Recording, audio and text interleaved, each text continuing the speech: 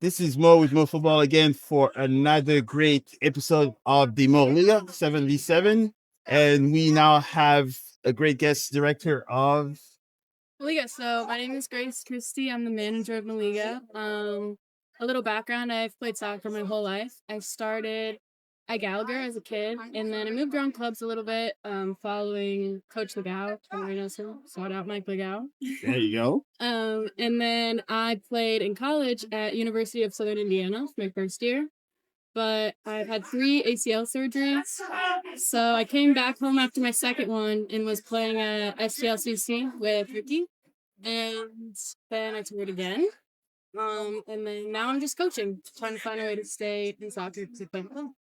Nice, nice. So I guess kind of bring it back a little bit. So you've played. So was there a team and a player that you supported growing up? Neymar and Alex Morgan. Those were the 2 posters I had in my bedroom. Yeah, those are my 2 idols growing up. And why? I liked Neymar because the coach growing up, Mike Vidal, loved Neymar, and so I kind of just loved everything that he loved at the time, soccer related. And then Alex Morgan, of course. I'm a young girl in America who's playing soccer. Like, of course, I loved Alex Morgan. So yeah, so was there a team, professional team that you. Some people have made fun of me for this, like not having a specific team I follow, but I just love watching soccer, any team, whatever's on, I'll watch it. I don't think it's not too bad, especially living in the U.S. We'll say Yeah. that I hear it more I didn't often. have a big like soccer culture like around me. Like my family or friends didn't really play, so I didn't really have a big team growing up that was always on or something like that. So this whatever I can watch.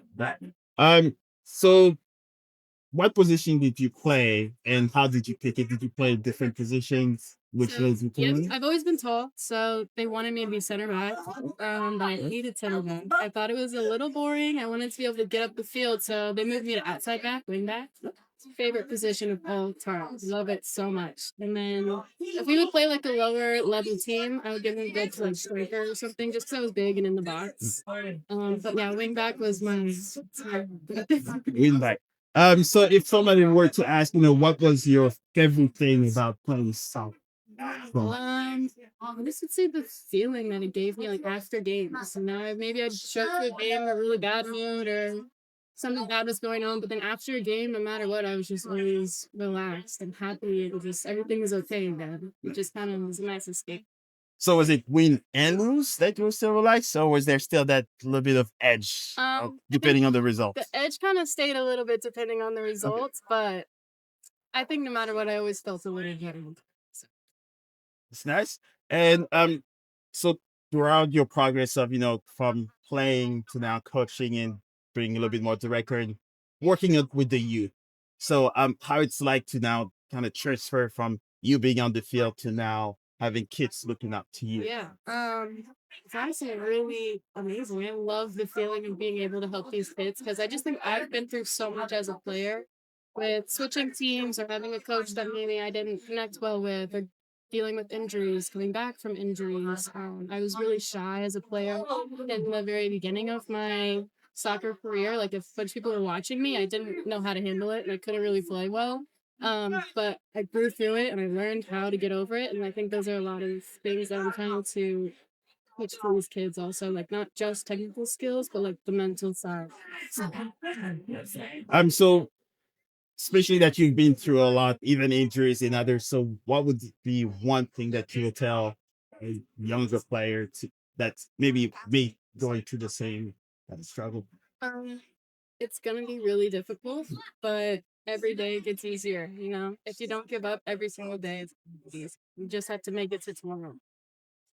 Exactly. Yes. So we'll bring it to a little bit more of the fun part of things that brings us here in Fenton. So Moliga 7v7 and also 5v5, and there's the college boys here, and the girls will also do it. So could you tell us a little bit more about your position and also what's next? Yeah. So I started as just a coach trainer, and then after about a month or so, we started back in February. After a month, I got moved or promoted to manager. Right. So, so I basically just am in charge of staffing and making sure we have enough people and enough drills and all the stuff you need to run a successful practice. But I actually forgot the question, so now I'm just kind of No, that's the point, right? So it's your position. You kind of okay. let us know. So now, I guess before we go to what's next, so you had Coach Garza as a Yes, coach. I did. So now as a boss. So how it's like, is that Yeah. the familiar faces and make the transition much easier from? I think so. I think he's such a great coach and such a great person. He's really like easy to connect with. So having him as a coach and a boss, it's kind of like the same for me. Honestly, it's not a big change. And I mean, I look up to him. He's a wonderful coach. I learn a lot from him every single time I'm out here. I'm not sure if coaching is something I want to pursue like long term, but if I did, I think I have the right guy to be teaching me what I need to know. So I think that's nice. Excellent. So yes. So what would you say now, especially part of your role? So what's next for Molyga, and what can you tell the people that will be watching this podcast Yeah. to know a little bit more about? So we started as just technical training, just get more touches because at the ages we do, like U12, U14, U8, U6, like you're not getting the technical touches that you need to be if you want to stay technical. So we started there, and then we're kind of thinking of how do we now translate everything we're learning into real life game play. So then we started this league, 5v5 and 7v7, and it's going really well. And you can see a lot of the stuff that we practice each week, like being shown in the games, and it's a really rewarding feeling, especially because it's my first time really coaching. So to be able to see that like I'm actually making a difference when he's playing this game was really So pretty much you see the practice and then you see the exact practice of those skills, and it's almost the same kids. So yeah. It's you the can kids that would come in and they were shy in the beginning of first few practices. They would mess up and kind of shy off and not really try it again. And then you can just see their growth. Now they're in games doing stuff we would have never seen them do during their first week because they just have so much more confidence because they've done it 1,500 times. yeah, and 7v7, there's not much place to hide. So pretty Yeah. much the ball will come Yeah. to you. And our league, we do like we're very strict on fouls. Nothing from behind. Everything's gonna get called. So it, like you have to be absolutely good at soccer to be successful in this league. That's something that we really put emphasis on. So I think that translates back to our like technical sessions that we're doing. Also, it's just everything is just about what you can do with your feet. Excellent. So yes, so if somebody were to ask you, Molyga 7v7 and you had 5 sets, what would that?